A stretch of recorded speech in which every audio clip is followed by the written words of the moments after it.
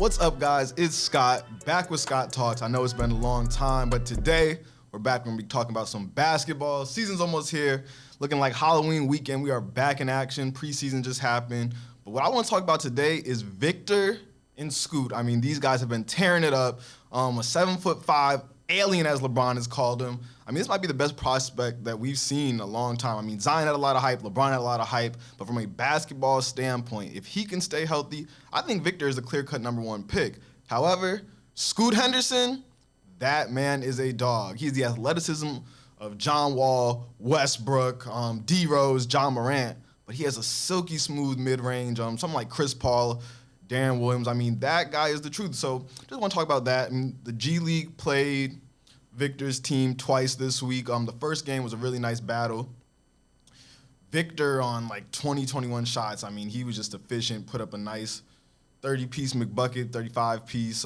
Scoot had like 29 and 8. So they're both definitely good, and I'm going to tell you why I think each one has a chance of going number one. Victor, just from a size standpoint, I mean, if the Jazz or a team like that who need a big man, well, Jazz really just need any talent right now because they're kind of in that full-fledged rebuild with all those picks. I think a guy like Victor is a great person to build around. But if a team needs a floor general, I think you got to go Scoot right there. I think Scoot can be in that same conversation with John Morant. I mean, he's been playing with pros since last year and this year, so he definitely has the physicality. He definitely has the IQ. He definitely has the pacing. I just think that mid-range and that playmaking is very underrated. He's definitely a great scorer. I watched him a lot on AAU when he was balling out in Atlanta. I believe the Atlanta Celtics or the Metro Celtics are their name, but he was balling out with them. So I think Scoot has a nice case, but I also want to talk about Overtime Elite and what they got going on over there. Overtime Elite has a great program. I really like what they've done this year and how they've kind of split up the teams that they're playing. They're playing top high school guys. They just played some pro guys. And the Thompson twins, man, they're the real deal. I just think they are the real deal. 6'7", 6'8", being able to play, make, and score like that. I mean, they're the real deal. I can't wait to see them in the league as well. So from a draft standpoint, I'm excited to see Scoot, the Thompson twins, Victor, and Gigi Jackson. I think I want to definitely take a look at Gigi Jackson. I think that he has a real chance to be special. I don't know if Judah Mintz is going to come out this year, but it's a DMV guy, so I'm always going to root for him. And then Jarris Walker from IMG, another DMV guy. I think that he's a real chance to make an instant impact at Houston, which is a talented squad. So that's just a little bit of my draft stuff. Now let's talk about the pool party. Well, if you haven't seen it already, I'll play a little bit of the clip on the stream, but Draymond Green, Jordan Poole got a little bit of altercation. Well, not a little bit. I mean, Draymond just flat out punched dude. How I feel about that? I don't know, man. It just seems like maybe there was something deeper than basketball. Do I think that this should have ever surfaced to the media? No. I think the media blows a lot of things out of proportion. I think they're two teammates. At the end of the day, teammates get into it sometimes. You know, those are your brothers on the court. You're going to war for them. So I don't think they should have leaked it. I think that's very immature for whatever staff member did.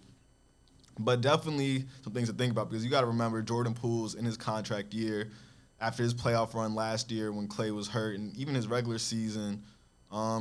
He's going to be in the market for a big payday. So he's also a lot younger than Draymond. Draymond, I'm not going to say he's expendable because he's a multiple-time champion, one of the best franchises we've seen in the past few decades. So Draymond's definitely important to that Warriors culture. But as they move forward and look for their turn to that next age with Poole, Kuminga, Moody, Wiseman, Baldwin now, I think that Draymond has to be a little bit more conscientious. Again, Draymond is a leader. He's a role model, so I definitely think he's not going to get in too much trouble, but I do think he just has to be conscientious of that. You want to set the right example for the guys at practice.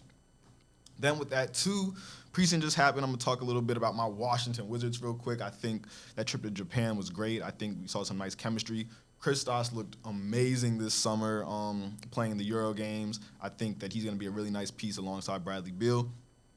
And then I really want to talk about DeLon Wright. I mean, he makes such great defensive plays. I haven't really seen that Wizards in a while at the point guard spot, so I think he'll be great. I do miss Ish Smith. I definitely miss Ish Smith in a Wizards uniform, but I think DeLon Wright could really be a great backup or even starter for some games if Monte's out. I think Monte Morris is great. I'm happy to see him and Kuz again. Kuz, I think, is going to shock a lot of people. And yeah, but let's talk about the man, the legend, the myth, Zion Williamson. I mean, he's been out for a while, so people didn't really know what to say, this, that. They all were saying he was out of shape. All that's put to rest. I mean, he doesn't look like he missed a beat. I mean, Zion Williamson is the real deal. I mean, he looks ripped. And for someone who's 6'7", 280, 290, however much he weighs, he should not be able to move like that. I mean, he played against the Bulls, had a nice block in midair. He's dunking again. I mean, he had one move and one gather dribble. I mean, he's dunking and he's getting up there. So I think this Pelicans squad, the sky's the limit again. Wizards fan for life, but to be able to be in NOLA right now, I just think Zion Williamson is the truth. Brandon Ingram's the truth. I think CJ's getting extended is a great move for the team.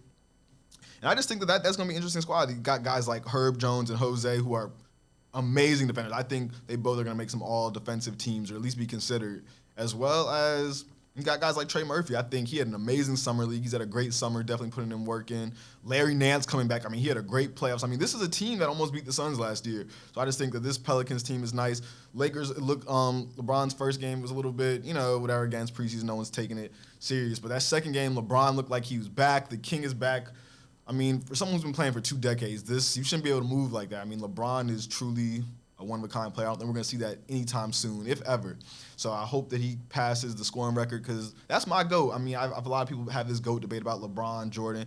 But I think if you're even in that conversation, you're a great player. So I think it's going to be amazing to see him.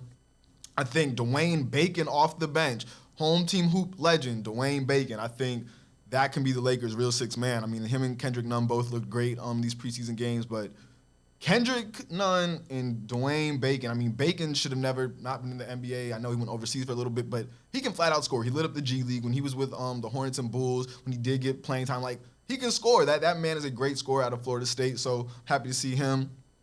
Shout out home team hoops.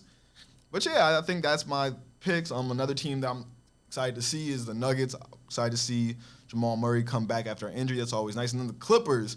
John Wall is back. Put that on the record. John Wall is back. I'm telling you right there, viewers, John Wall is back. So, like I said, it's great to see him, Kawhi, PG, just having fun out there. I mean, hitting the Dougie pregame. So it's just be able to see Wall have fun. I think that's more than me as a basketball fan, as a former Wizards fan, or as a Wizards fan, as he's a former player. Excuse me.